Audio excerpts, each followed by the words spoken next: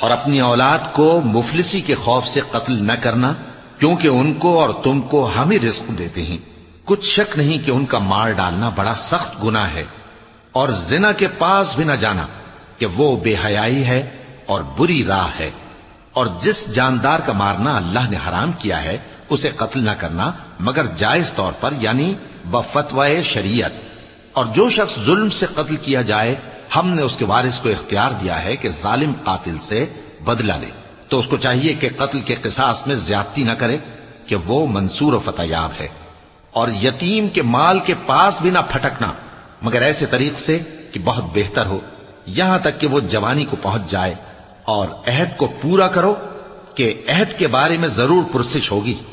اور جب کوئی چیز ناپ کر دینے لگو تو پیمانہ پورا بھرا کرو، اور جب تول کر دو تو ترازو سیدھی رکھ کر تولا کرو۔ یہ بہت اچھی بات